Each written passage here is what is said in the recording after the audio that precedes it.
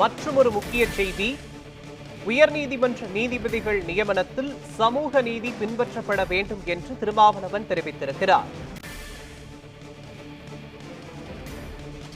நாடு விடுதலை பெற்று 75 ஆண்டுகளை கடந்த நிலையில் இன்னும் உச்சநீதிமன்றத்தில் ஒரு குறிப்பிட்ட சமூக பிரிவினரே கோலோச்சுகிறார்கள். 90 விழுக்காட்டுக்கு மேல் அவர்களே இன்னும் ஆதிக்கம் செய்கிறார்கள். இது எப்படி நிகழ்கிறது? இங்கே இன்னும் அரசமைப்பு சட்டம் நடைமுறைக்கு வரவில்லை என்பதற்கு இது ஒரு சான்று. இன்னும் வர்ணாசிரம தர்மம் தான், மனுஸ்மிருதி சட்டம் தான் நடைமுறையில் இருக்கிறது என்பதற்கு உச்ச நீதிமன்றத்தில் நீதிபதிகள் நியமனங்களே ஒரு சான்றாக இருக்கிறது. யாராலும் அதற்குள்ளே தலையிட முடியாது. அவ்வளவு பெரிய இறுக்கம் நிறைந்த இரும்பு எஃகு கோட்டையாக அது இருக்கிறது. உச்ச நீதிமன்றத்திற்குள்ளே எவ்வளவு பெரிய ஜாம்பவான்களும் ஓபிசி தலைவர்களும் புரட்சியாளர்களும் கூட அந்த நீதிபதிகள் நியமனத்தில் தலையிட முடியாது, கருத்து சொல்ல முடியாது, கை வைக்க முடியாது, அசைக்க முடியாது என்கிற நிலை இருப்பது எந்த அடிப்படையில்? அதற்கு யார் அந்த அதிகாரத்தை தந்தது? IAS IPS போன்ற பதவிகளுக்கு UPSC மூலம் தேர்வு நடத்தி ஒரு முறைக்கு பல முறை முயற்சி எடுத்து அதில் தேர்ச்சி பெற்றவர்கள் நேர்காணலிலும் தோல்வியடைந்து பிறகு தேர்ச்சி பெற்று அந்த அதிகாரத்திற்கு வருகிறார்கள். ஆனால் நீதிபதிகள் நியமனங்களில் மட்டும் இது போன்ற எந்த நடைமுறையும் தேவையில்லை. கொலீஜியம் என்கிற முறையில 3 பேர் கூடி ஒட்டுமொத்த தேசத்தின் தலைவிதியை தீர்மானிக்கிறார்கள். இது எவ்வளவு பெரிய அநீதி! இது இந்த 3 பேர் எப்படி ஒரு, அதாவது அல்டிமேட் என்பது சுப்ரீம் கோர்ட் தான், அதுக்கு மேல எதுவும் கிடையாது, நோ அப்பீல்.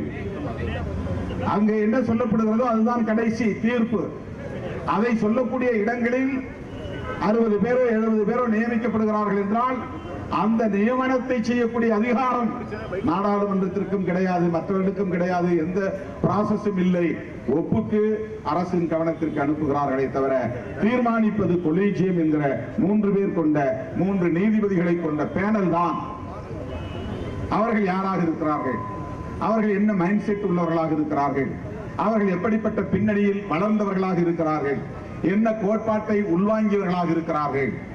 இவற்றில் இடம்பெறக்கூடிய, அது தமிழ்நாடு அளவிலே இருக்கிற கொலீஜியமாக இருந்தாலும் அகில இந்திய அளவிலே இருக்கிற கொலீஜியமாக இருந்தாலும் அது இடம்பெறக்கூடியவர்கள் சமூக நீதியின் மீது நம்பிக்கை உள்ளவர்களாக, அரசமைப்பு சட்டம் சொல்லுகிற லிபர்ட்டி, ஈக்வாலிட்டி அண்ட் ஃப்ரெட்டர்னிட்டி என்ற சொல்லக்கூடிய அந்த கோட்பாடுகளின் மீது நம்பிக்கை உள்ளவர்களாக இருந்தால் நீதிபதிகள் நியமனங்களிலும் இடஒதுக்கீட்டை நடைமுறைப்படுத்த வேண்டும்.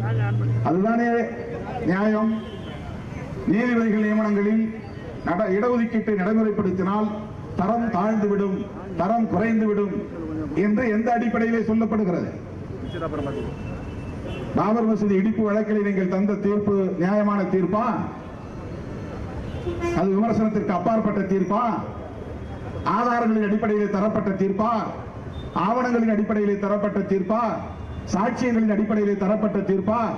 சட்டம் ஒழுங்கு என்கிற அடிப்படையில் ஒரு அளவுகோலை கொண்டு 2 பேரும் ஒற்றுமையாக போங்கள் என்று உள்ளூரிலே கீழே செய்யப்படுகிற கட்ட பஞ்சாயத்தை போல அல்லவா ஒரு தீர்ப்பு வழங்கப்பட்டது. உச்ச நீதிமன்றம் தீர்ப்பு வழங்கினால் விமர்சிக்க கூடாதா? விமர்சிக்க கூடாது என்கிற அச்சுறுத்தலும் இருக்கிறது. ஜனநாயகத்திலே அனைத்தும் விமர்சனத்துக்கு உட்பட்டவை, அனைத்தும் கேள்விக்கு உட்பட்டவை. ஆகவே அந்த நீதிபதிகள் நியமனங்களில் சமூக நீதி பின்பற்றப்பட வேண்டும் என்கிற குரல் ஜனநாயகத்தின் குரல். இது ஏதோ ஒரு பாதிக்கப்பட்ட சிலரின் குரல் அல்ல. ஜனநாயகம் இருப்பதால் தான் பாதிக்கப்பட்டவர்கள் பேசுகிறோம். ஜனநாயகத்தின் குரலாகத்தான் பாதிக்கப்பட்ட தரப்பின் குரல். இன்றைக்கு உயர் நீதிமன்றத்தை நீதிபதிகளிலே மொத்தம் இன்றைக்கு 60 பேர், 65 பேர் அதிலே நியமனம் செய்யப்பட்டு பணியிலே இருப்பவர்கள் 12 பேரோ 13 பேரோ உயர் சமூகத்தை சார்ந்தவர்கள். உயர் நீதிமன்றம் என்பதற்கு பதிலாக உயர் சாதி மன்றம் என்று சொல்லக்கூடிய நிலைதான் இருக்கிறது.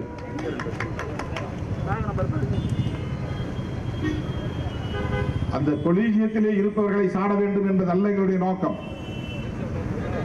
நியமனங்களில் சமூக நீதி பின்பற்றப்பட வேண்டும்.